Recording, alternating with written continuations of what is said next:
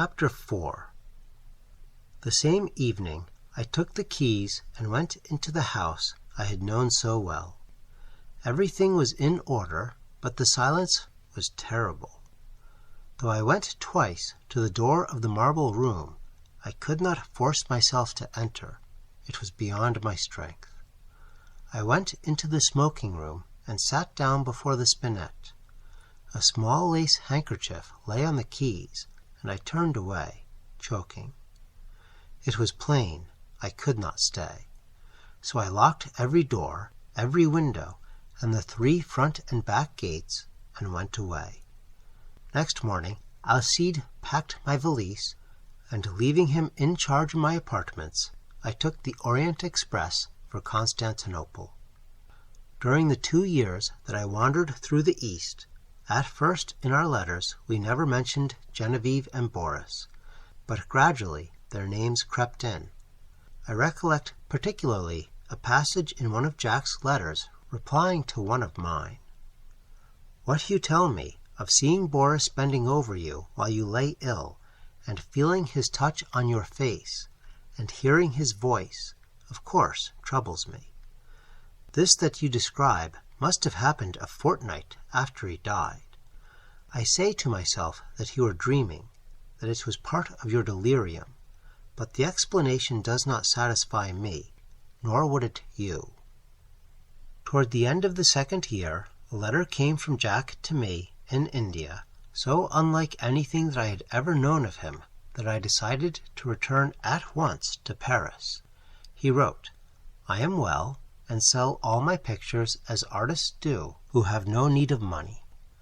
I have not a care of my own, but I am more restless than if I had. I am unable to shake off a strange anxiety about you. It is not apprehension, it is rather a breathless expectancy, of what God knows. I can only say it is wearing me out.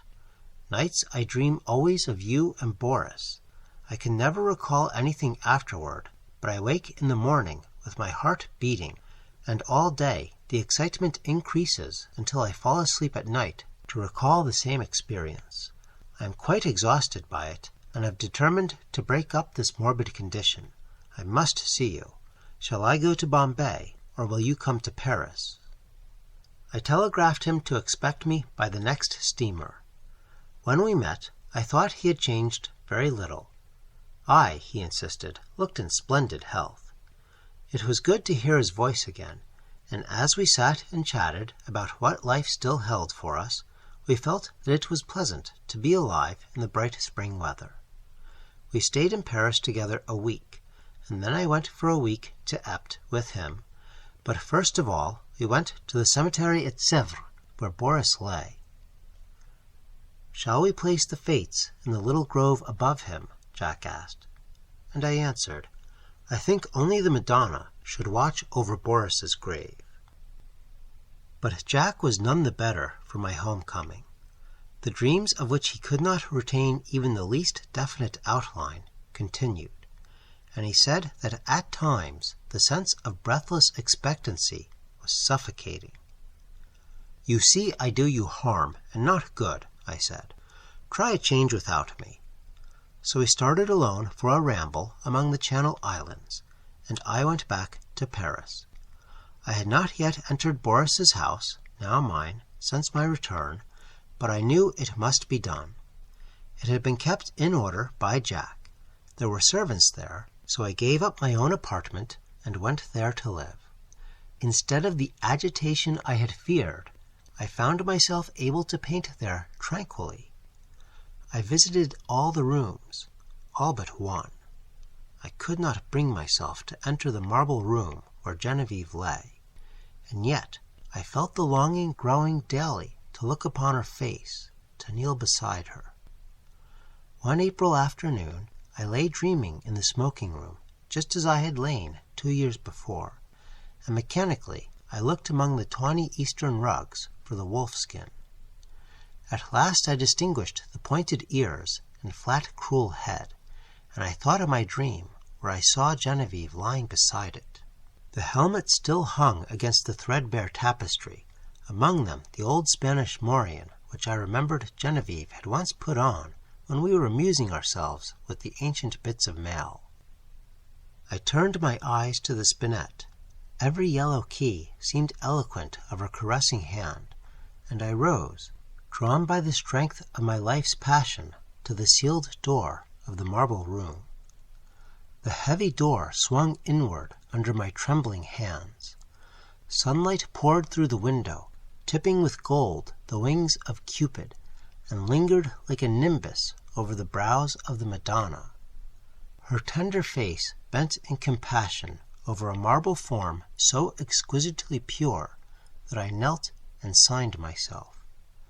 Genevieve lay in the shadow under the Madonna, and yet through her white arms I saw the pale azure vein, and beneath her softly clasped hands the folds of her dress were tinged with rose, as if from some faint warm light within her breast. Bending with a breaking heart, I touched the marble drapery with my lips, then crept back into the silent house. A maid came and brought me a letter, and I sat down in the little conservatory to read it. But as I was about to break the seal, seeing the girl lingering, I asked her what she wanted. She stammered something about a white rabbit that had been caught in the house, and asked what should be done with it. I told her to let it loose in the walled garden behind the house, and opened my letter. It was from Jack, but so incoherent that I thought he must have lost his reason. It was nothing but a series of prayers to me not to leave the house until he could get back. He could not tell me why. There were the dreams, he said. He could explain nothing, but he was sure that I must not leave the house in the Rue Sainte-Cécile. As I finished reading, I raised my eyes and saw the same maidservant standing in the doorway, holding a glass dish in which 2 goldfish were swimming. "Put them back in the tank and tell me what you mean by interrupting me," I said. With a half-suppressed whimper, she emptied water and fish into an aquarium at the end of the conservatory, and turning to me, asked my permission to leave my service. She said people were playing tricks on her, evidently with the design of getting her into trouble. The marble rabbit had been stolen, and a live one had been brought into the house. The 2 beautiful marble fish were gone, and she had just found those common live things flopping on the dining-room floor. I reassured her and sent her away, saying I would look about myself. I went into the studio. There was nothing there but my canvases and some casts, except the marble of the Easter lily. I saw it on a table across the room. Then I strode angrily over to it, but the flower I lifted from the table was fresh and fragile, and filled the air with perfume. Then suddenly I comprehended, and sprang through the hallway to the marble room. The doors flew open, the sunlight streamed into my face, and through it, in a heavenly glory, the Madonna smiled, as Genevieve lifted her flushed face from her marble couch and opened her sleepy eyes.